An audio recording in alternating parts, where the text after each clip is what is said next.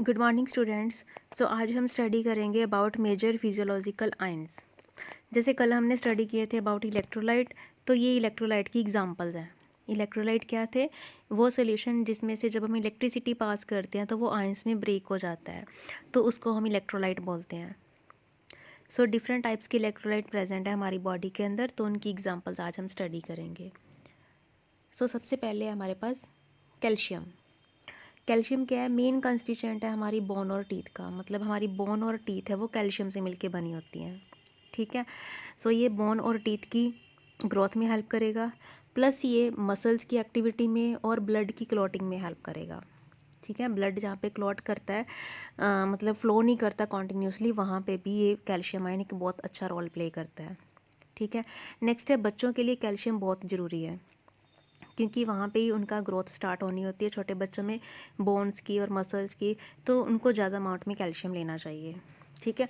अभी कैल्शियम हमें मिलता कहाँ कहाँ से है? लाइक मिल्क से, मिल्क प्रोडक्ट से, ग्रीन वेजिटेबल से। तो ये they are rich source of calcium. ठीक है। इसके बिना हमारे जो सीरियल्स हैं, रागी, वीट, ज्वार, बाजरा, जितने भी सारे सीरियल्स हैं वो भी सभी क्या हैं? Good source of calcium. उनके अंदर बहुत लार्ज अमाउंट के अंदर कैल्शियम प्रेजेंट होता है। ठीक है। नेक्स्ट है हमारे पास हाइपोकैल्सीमिया। अगर हम इसका अमाउंट इंक्रीज़ हो जाए बॉडी के अंदर कैल्शियम का, तो क्या हो सकता है? हाइपोकैल्सीमिया। ठीक है। अगर हाइपोकैल्सीमिया हो जाता है तो क्या हो सकता है हमारे अंदर? थायरॉयडिज्म, थायरॉयड की डिसीज़ हो सकती है, बोन कैंसर हो सकता है। ठीक है। पैनक्रियास से रिलेटेड डिसीज़ हो सकती हैं। ठीक है। डिसऑर्डर इन बोन मेटाबॉलिज्म से रिलेटेड जो डिसऑर्डर हैं वो हो सकते हैं। ठीक है। अगर इसकी अमाउंट इंक्रीज़ हो जाए या डिक्रीज़ हो जाए तो दोनों हमारे लिए हार्मफुल होती हैं, इसलिए इसका प्रॉपर बैलेंस होना चाहिए हमारी बॉडी के अंदर। ओके। देखो, दिन टाइम हम जो भी कैल्शियम वाली चीज़ें लेते हैं, वो कैल्शियम कहाँ पे स्टोर हो जाता है? हमारे बोन्स के अंदर। तो जब हम रात को सो रहे होते हैं, जब हम कुछ खा पी नहीं रहे होते, 4-5 घंटे कंटिन्यू हम स्लीप करते हैं, तो उस टाइम जो कैल्शियम एब्जॉर्ब होता है हमारी बोन्स के अंदर, वो रात को यूज़ होता है। ठीक है। ये था हमारा first ion, that is a calcium ion. इसके कौन सी फॉर्म में प्रेजेंट है? ये कैल्शियम 2 पॉजिटिव फॉर्म के अंदर प्रेजेंट है हमारी बॉडी के अंदर। Clear? This is the first ion. Second ion we have magnesium. Magnesium is the second most cation. ठीक है। ये भी केटाइन की फॉर्म में, मतलब Mg2 पॉजिटिव की फॉर्म में ये प्रेजेंट है हमारी बॉडी के अंदर। Okay. It is present in intracellular fluid. कहाँ पे प्रेजेंट है? सेल के अंदर वाले फ्लूइड के अंदर।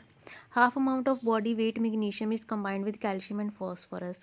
कि मैग्नीशियम का 10 to 20 ग्राम जो पार्ट है वो कैल्शियम और फॉस्फोरस के साथ अटैच है बोन के साथ। मतलब अकेला मैग्नीशियम प्रेजेंट नहीं है हमारी बॉडी के अंदर, ये बोन्स में कैल्शियम और फॉस्फोरस के साथ अटैच होता है। ठीक है।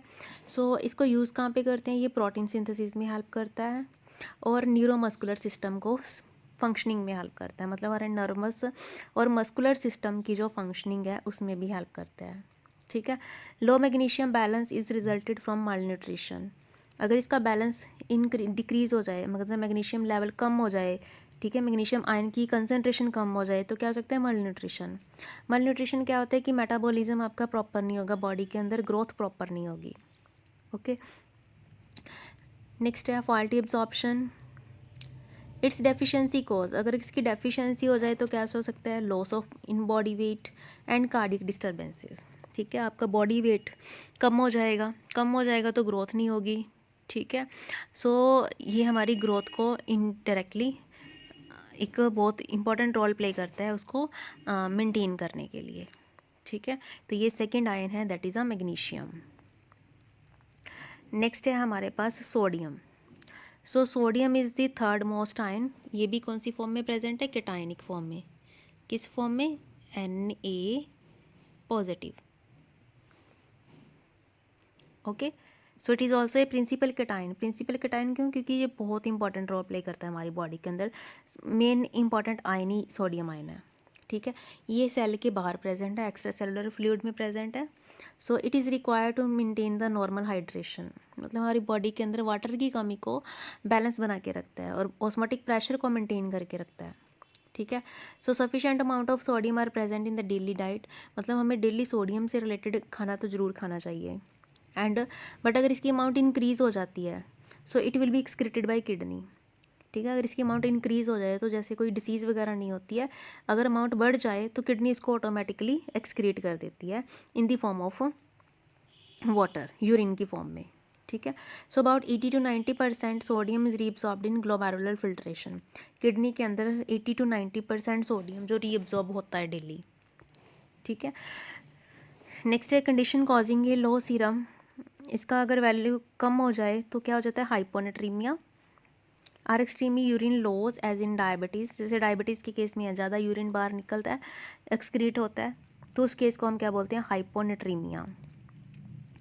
And decreased secretion of hormone aldosterone. ठीक है। डायरिया हो सकता है, वॉमिटिंग हो सकती है, किडनी डैमेज हो सकती है। ठीक है। तो ये है अगर उसका अमाउंट इन डिक्रीज़ हो गया, हाइपो का, हाइपोनेट्रीमिया मतलब अगर अमाउंट सोडियम का डिक्रीज़ हो गया तो ये वाली डिसीज़ हो सकती हैं। ठीक है।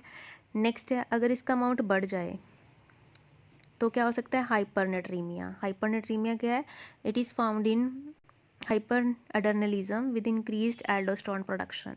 तो एल्डोस्टेरोन की प्रोडक्शन, एल्डोस्टेरोन एक हार्मोन होता है, उसकी प्रोडक्शन बढ़ जाती है। ठीक है। Severe dehydration and certain amount of brain injury हो सकती है, एक्सेस ट्रीटमेंट विद सोडियम। ठीक है। तो ये सारे इफेक्ट हो सकते हैं अगर आपका सोडियम आयन का जो अमाउंट है वो क्या हो जाए, इंक्रीज़ हो जाए। इंक्रीज़ हो जाए तो बोलते हैं हाइपरनेट्रीमिया, अगर डिक्रीज़ हो जाए तो हम बोलते हैं हाइपोनेट्रीमिया। ठीक है। सो ये दो कंडीशंस होती हैं हमारी, hyponatremia and hyponatremia. Clear up to this. Next important ion है हमारे पास, that is a potassium. Okay. So potassium is the major intracellular cation है, ये हमें किस फॉर्म में मिलता है, के पॉजिटिव की फॉर्म में। ठीक है। सो ये भी क्या है, इंट्रासेलुलर है। Is about 23 times higher than present in extra cellular, मतलब ये इंट्रा और एक्स्ट्रा दोनों में प्रेजेंट है, पर इसका जो 23 टाइम्स ज़्यादा पार्ट वो इंट्रा में प्रेजेंट है, एक्स्ट्रा में थोड़ा कम प्रेजेंट है। ओके। नेक्स्ट है during transmission of nerves potassium leaves a cell and sodium enters the cell. ठीक है। जो ट्रांसमिटेशन होती है, मतलब जब एक नर्व से दूसरी नर्व तक मैसेज जाता है तो क्या होता है कि पोटाशियम, जैसे सपोज करो ये सेल है, ठीक है, पोटाशियम आयन सेल के बाहर जाते हैं तो सोडियम आयन सेल के अंदर जाते हैं, ये सोडियम आयन है। सो इस मैकेनिज़्म को हम क्या बोलते हैं, सोडियम पोटाशियम पंप। ठीक है। जब सोडियम और पोटाशियम एक साथ में अंदर जाते हैं और बाहर आते हैं तो उस प्रोसेस को हम सोडियम पोटाशियम पंप बोलते हैं। So potassium in the diet is readily absorbed. ठीक है, साथ के साथ एब्जॉर्ब हो जाता है पोटाशियम है जो। Excess of potassium is rapidly excreted by the kidney, कैसे एक्सक्रीट होता है, किडनी के थ्रू। ठीक है। So low serum potassium level, अगर इसका लेवल कम हो जाए तो क्या हो सकता है, हाइपोकैलीमिया। ठीक है। हाइपोकैलेमिया, कैलीमिया वर्ड हम किस लिए यूज़ करते हैं, क्योंकि पोटाशियम का लैटिन नेम क्या है, केलियम। सो केलियम से ही उस डिसीज़ का नाम पड़ा है हाइपोकैलेमिया। ठीक है। इसमें क्या होगा, चेंजेस इन मायोकार्डियल फंक्शन, आपका हार्ट फंक्शनिंग में चेंजेस आ जाएंगे, फीबल मसल्स आपके वीक हो जाएंगे, लो ब्लड प्रेशर और बीपी आपका बिल्कुल कम हो जाएगा। ठीक है। तो वहाँ पे हम बोलेंगे कि आपको हाइपोकैलेमिया होगा, मतलब आपके अंदर पोटाशियम की जो डेफिशिएंसी कमी आ रही है। ओके।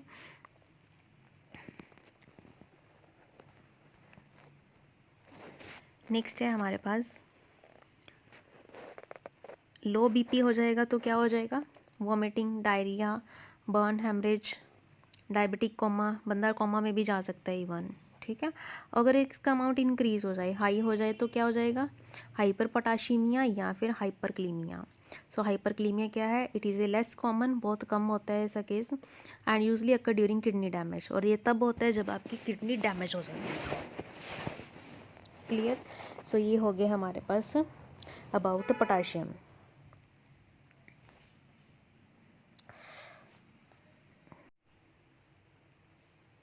नेक्स्ट आयन है हमारे पास क्लोराइड आयन। सो क्लोराइड हमें किस फॉर्म में मिलता है, Cl नेगेटिव आयन की फॉर्म में। ठीक है, ये क्या है, एनायन है। पीछे जो हमने पढ़े वो तीनों क्या थे, केटाइन थे, मतलब उनके ऊपर पॉजिटिव चार्ज था और इसके ऊपर नेगेटिव चार्ज है, तो ये क्या है, हमारा एनायन है। ठीक है, सो ये भी कहाँ पे प्रेजेंट है, एक्स्ट्रा सेलुलर फ्लूइड, सेल के बाहर प्रेजेंट है। It is anion of both interstitial and vascular fluid.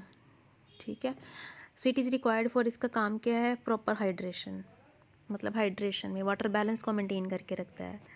ठीक है, केटाइन एनाइन बैलेंस को मेंटेन करके रखता है, मतलब जितने पॉजिटिव हैं उतने नेगेटिव आयन, जैसे हमने कल बोला था कि पॉजिटिव और नेगेटिव आयन का अमाउंट इक्वल। ठीक है, तो क्लोराइड नेगेटिव आयन है, सोडियम पॉजिटिव आयन है, तो दोनों को इक्वल बैलेंस बना के रखता है। ठीक है, so food is a main source of chloride ion with an ion almost completely absorbed from the intestinal tract. ठीक है, so chloride is removed from the body by a glomerulus filtration. so अगर chloride ion का amount increase हो जाता है तो वो kidney के थ्रू, फिल्ट्रेशन के थ्रू ऑटोमेटिकली एक्सक्रीट हो जाता है बॉडी से। ठीक है, अगर इसका अमाउंट कम हो जाए तो क्या हो सकता है, हाइपरक्लोरीमिया। हाइपरक्लोरीमिया क्या है, salt loss, nephritis, inflammation of kidney, kidney के अंदर इन्फ्लेमेशन हो सकती है। ठीक है, inflammation of kidney and it's pelvis, उसको हम बोलते हैं पाइलोनफेराइटिस। ठीक है, मेटाबॉलिक एसिडोसिस, मतलब एसिडिक अमाउंट इंक्रीज हो जाएगा आपका, एंड इससे एक्सक्रीशन ऑफ एसिड, मतलब यूरिन के अंदर एसिड का अमाउंट इंक्रीज हो जाएगा, तो उसको एसिडोसिस बोल देते हैं हम। ठीक है, नेक्स्ट है हमारे पास, it will lead to the replacement of chloride ion by acetoacetate ion, कि क्लोराइड आयन की जगह पे आप उसका ऑल्टरनेट भी यूज़ कर सकते हैं, जैसे एसीटेट आयन है। एसीटेट आयन का फॉर्मूला होता है CH3COO नेगेटिव आयन, और फॉस्फेट आयन यूज़ कर सकते हो, PO4 नेगेटिव आयन। ठीक है, ये इसकी रिप्लेसमेंट में हम इसको यूज़ कर सकते हैं। ओके, नेक्स्ट है प्रोलॉन्ग्ड, अगर इसका अमाउंट कम हो जाए तो क्या हो सकता है हमारे पास, जैसे है वॉमिटिंग हो सकती है, loss of chloride as a gastric HCl। ठीक है, अगर अमाउंट इंक्रीज हो जाए तो क्या हो सकता है, हाइपरक्लोरीमिक। हाइपरक्लोरीमिक कंडीशन में क्या होगा, आपका डिहाइड्रेशन हो गया, लॉस ऑफ वाटर ज़्यादा होगा बॉडी में से। ठीक है, डिक्रीज रीनल ब्लड फ्लो। ठीक है, ब्लड फ्लो, रीनल आर्टरी, मतलब किडनी में से ब्लड फ्लो कम करना स्टार्ट कर देगा। कंजेस्टिव हार्ट फेलियर हो सकता है, रीनल डैमेज, किडनी डैमेज हो सकती है आपकी, एंड एक्सेसिव क्लोराइड इनटेक, तो उस केस के अंदर आपको एक्सेसिव क्लोराइड इनटेक, ठीक है, ये कंडीशंस हो सकती हैं कि अगर क्लोराइड आयन का अमाउंट बॉडी के अंदर इंक्रीज हो जाता है तो। ठीक है, so this is all about chloride ion. Next है हमारे पास बाइकार्बोनेट आयन। सो बाइकार्बोनेट क्या होते हैं, इसका फॉर्मूला है, जैसे हमारे पास HCO3 negative ion, so this is second most A9. ठीक है, ऊपर फर्स्ट हमारा क्लोराइड आयन किया, ये सेकंड एनाइन है, ये भी एनाइनिक फॉर्म में मिलता है हमें, एंड एक्स्ट्रा सेलुलर, मतलब ये भी सेल के बाहर कंपार्टमेंट में प्रेजेंट होता है। Along with carbonic acid it is used as a body's most important buffer system, ये क्या मेंटेन करता है, हमारे बफर सिस्टम को। बफर सिस्टम क्या होते हैं कि हमारे बॉडी ब्लड की pH को मेंटेन करते हैं, मतलब ब्लड को ना तो वो एसिडिक बनाने देते हैं ना बेसिक बनाने देते हैं, उसकी जो नॉर्मल pH है ब्लड की कितनी होती है, 7.3, तो उसको मेंटेन करके रखते हैं ये बाइकार्बोनेट आयन। ठीक है, तो अगर इसकी अमाउंट कम हो जाती है, लैक ऑफ बाइकार्बोनेट आयन, कि अगर बाइकार्बोनेट की कमी हो जाती है बॉडी के अंदर तो क्या हो सकती है, एसिडोसिस हो सकती है, अल्केलोसिस हो सकती है।